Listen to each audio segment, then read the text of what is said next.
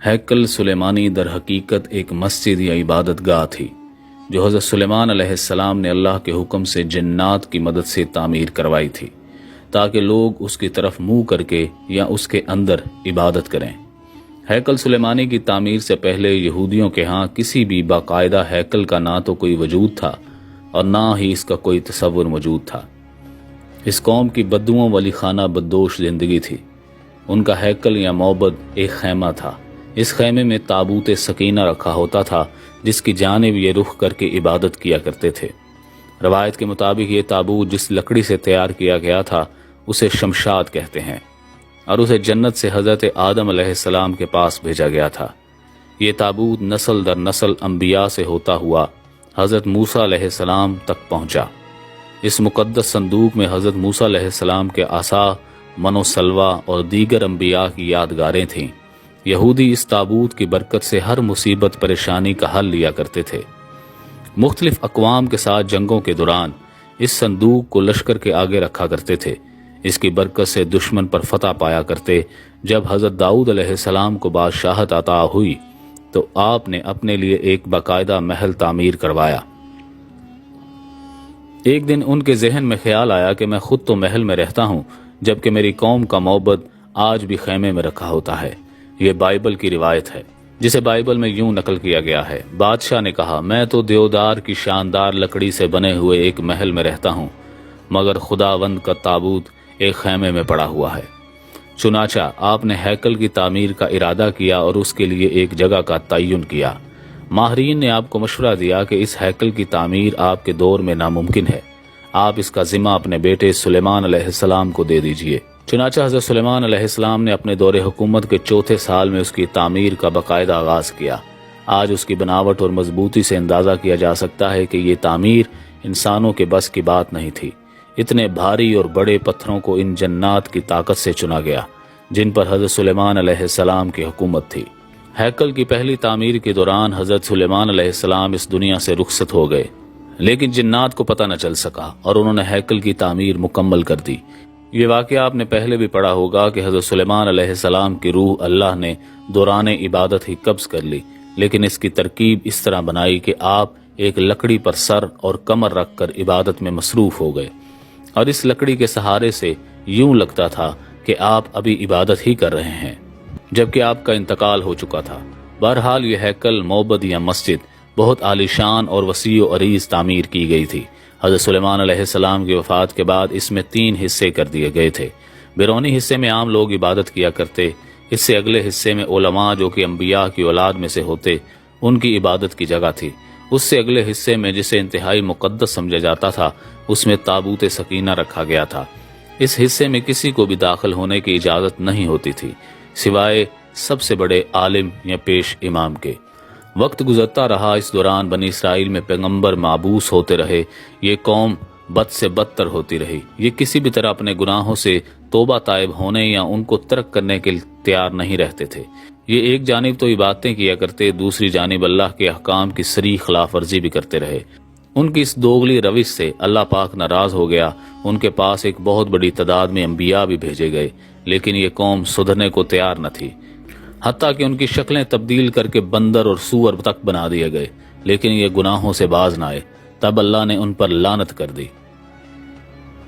586 قبل از مسیح میں بخت نصر نے ان کے ملک پر حملہ کیا، ان کا ہیکل مکمل طور پر تباہ و برباد کر دیا۔ ہیکل میں سے تابوت سکینہ نکالا، 6 لاکھ کے قریب یہودیوں کو قتل کیا، تقریباً 2 لاکھ یہودیوں کو قید کیا اور اپنے ساتھ بابل موجودہ عراق لے گیا۔ شہر کے باہر یہودی غلاموں کی ایک بستی تعمیر کی جس کا نام تل ابیب رکھا۔ 70 سال تک ہیکل صفحہ ہستی سے مٹا رہا۔ دوسری طرف بخت نصر نے تابوت سکینہ کی شدید بے حرمتی کی اور اسے کہیں پھینک دیا۔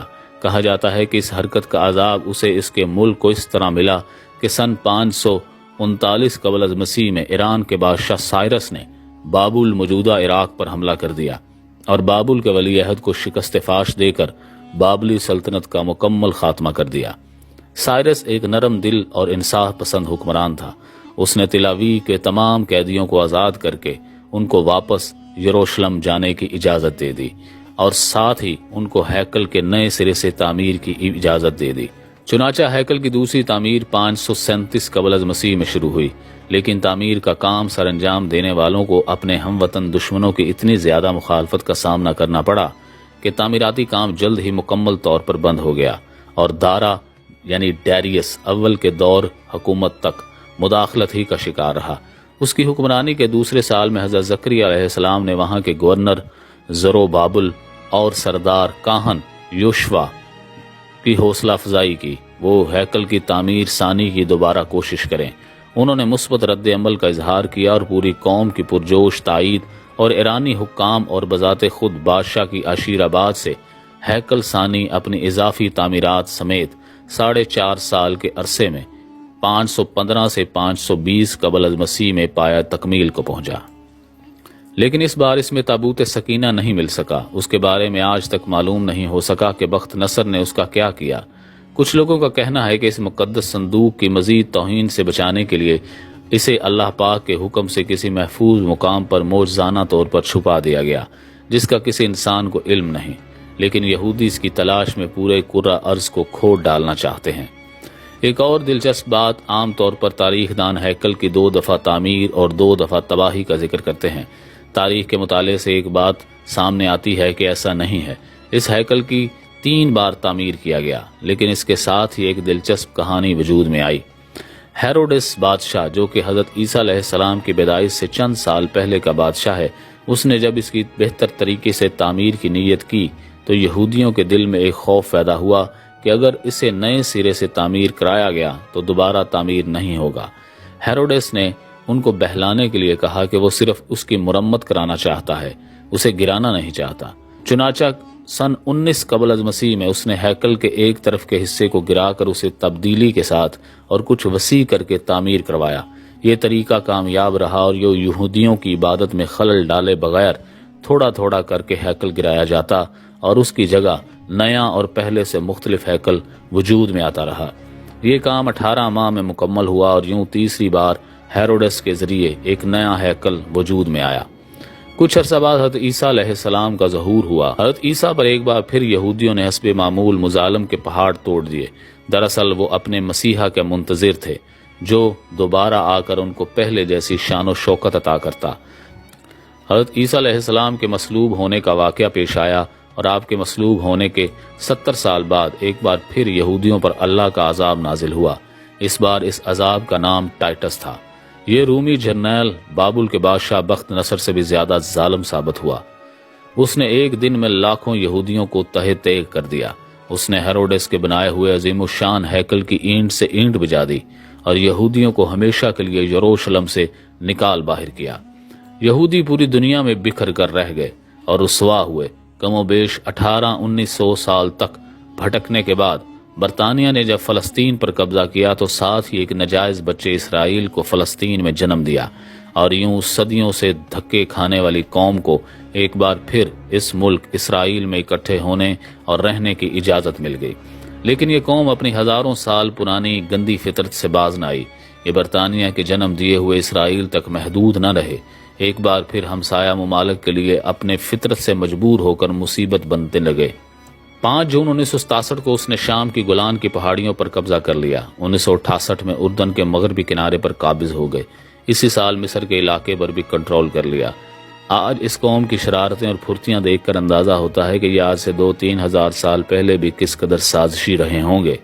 اب ان کا اگلا مشن جلد از جلد اسی ہیکل کی تعمیر ہے اور اس ہیکل میں تخت داؤد اور تابوت سکینہ کو دوبارہ رکھنا ہے تاکہ ایک بار پھر یہ اپنے مسایہ یہودی زبان کا لفظ مسیحا کے آنے پر پوری دنیا پر اپنی حکومت قائم کر سکیں، اور یہ کام انتہائی تیز رفتاری سے کر رہے ہیں۔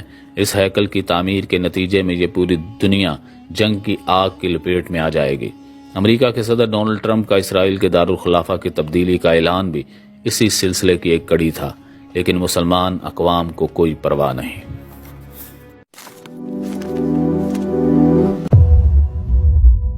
داستان ٹی وی آفیشیل کی مزید ویڈیوز کو دیکھنے کے لیے چینل کو سبسکرائب کیجیے اور بیل آئیکن پر کلک کر دیجیے تاکہ ہماری ہر نئی آنے والی ویڈیو آپ تک بآسانی پہنچ سکے۔